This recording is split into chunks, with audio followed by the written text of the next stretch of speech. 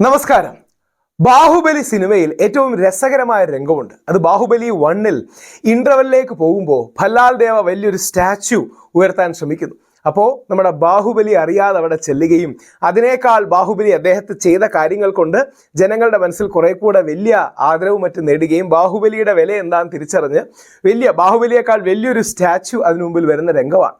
യഥാർത്ഥത്തിൽ അതിനെ അനുസ്മരിപ്പിക്കുന്ന വിധം നമ്മുടെ ആസിഫ് അലി ഇനിയും ആലങ്കാരികമായി അമരേന്ദ്ര ആസിഫ് അലി എന്ന് വിളിക്കപ്പെടുന്ന അവസ്ഥയിലേക്ക് എത്തി. പലരും കണ്ടു കാണണം നമ്മുടെ പണ്ഡിറ്റ് ശ്രീ രമേശ് നാരായണൻ അദ്ദേഹത്തോട് വളരെ അപമര്യാദയായി പെരുമാറി, മോശമായി പെരുമാറി, ബോഡി ലാംഗ്വേജ് ഒക്കെ വളരെ ഒഫൻസീവും മറ്റുമായിരുന്നു ഇന്നലെ. അപ്പോൾ തന്നെ ആസിഫ് അലിയുടെ മര്യാദയുള്ള പ്രതികരണം എല്ലാവർക്കും ഇഷ്ടപ്പെട്ടു. ആസിഫ് അലി വളരെ മാന്യതയോടെ, മര്യാദയോടെ, അടക്കത്തോടെ ഒതുക്കത്തോടെ ഒരു ചിരിയിൽ അദ്ദേഹത്തിൻ്റെ പ്രതികരണം ഒതുക്കുകയും ശ്രീ രമേശ് നാരായണൻ പിന്നീട് ജയരാജനെ വിളിച്ച് അദ്ദേഹം ആ പുരസ്കാരം ഏറ്റുവാങ്ങുകയൊക്കെ ചെയ്തു. അപ്പോൾ തന്നെ സോഷ്യൽ മീഡിയയിൽ എല്ലാവരും അതിശക്തമായി ആസിഫ് അലിക്ക് അനുകൂലമായി നിലപാടുകൾ എടുക്കുകയും മറ്റും ചെയ്തു. എന്നാൽ ഇന്ന് ആസിഫ് അലി അതിൻ്റെ മുകളിലും പോയി.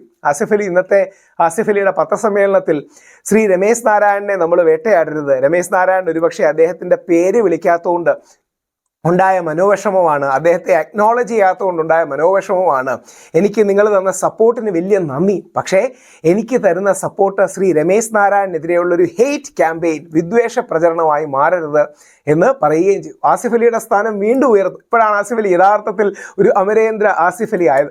ആലങ്കാരികമായി പറഞ്ഞാൽ നമ്മുടെ നാട്ടിൽ ഞങ്ങളൊക്കെ ചർച്ചയ്ക്ക് പോകുമ്പോൾ ഒരിക്കലും ഒരു സൊല്യൂഷൻ ഉണ്ടാകാറില്ല. എപ്പോഴും അടികൂടിയാണ് നിൽക്കുന്നത്. വിയോജിപ്പുകൾ കണ്ടെത്തി അതിൻ്റെ മുകളിലാണ് നമ്മൾ തർക്കിക്കുന്നത്. പക്ഷേ ആസിഫ് അലി വലിയൊരു സമവായത്തിൻ്റെ നന്മയുടെ, അതൊക്കെ പോട്ടെ വിട്ടുകളായെന്നല്ല പറഞ്ഞത്. സമവായത്തിൻ്റെ നന്മയുടെയും പ്രതീകമാകുന്നതിൻ്റെ കാരണം അത് പോട്ടെ വിട്ടുകളാന്നല്ല പറഞ്ഞത്. ഓക്കെ ഞാൻ സ്വീകരിക്കുന്നു എന്നല്ല പറഞ്ഞത്. 3, രമേശ് നാരായണൻ്റെ മനസ്സിൽ അങ്ങനെ വിഷമം ഉള്ളതുകൊണ്ട് ചെയ്തതായിരിക്കാം. അതൊരു മൊമെൻ്ററി തിങ് ആണ്.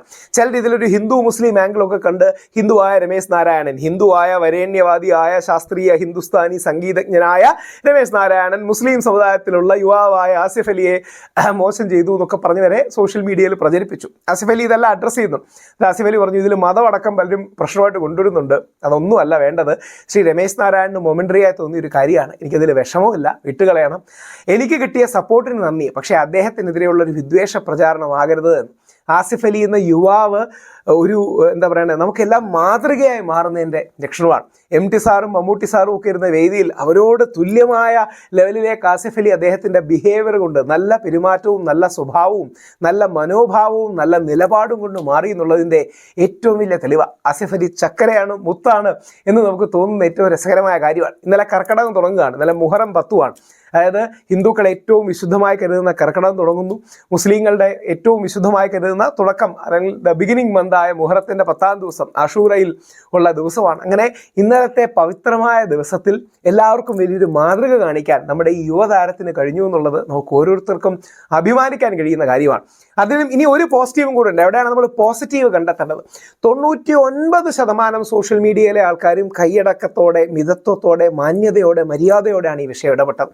അതിന് കമ്മ്യൂണിസ്റ്റ്, കോൺഗ്രസ്, BJP ഭേദമില്ല, ഇടത് വലത് മധ്യം ഭേദമില്ല, ഹിന്ദു മുസ്ലിം ക്രിസ്ത്യൻ ഭേദമില്ല, ജാതി ഭേദമില്ല, എല്ലാവരും ആസിഫ് അലിയെ പിന്തുണയ്ക്കുന്ന ഒരു നിലപാടും കിട്ടും.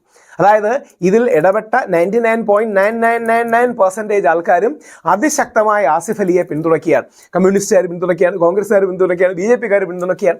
നമ്മുടെ കേരളത്തിൻ്റെ ഒരുമയുടെ നന്മയുമാണ് കണ്ടത്. ഇതിൽ നമ്മൾ തെറ്റ് കണ്ടെത്താനോ കുറ്റം കണ്ടെത്താനോ അല്ല.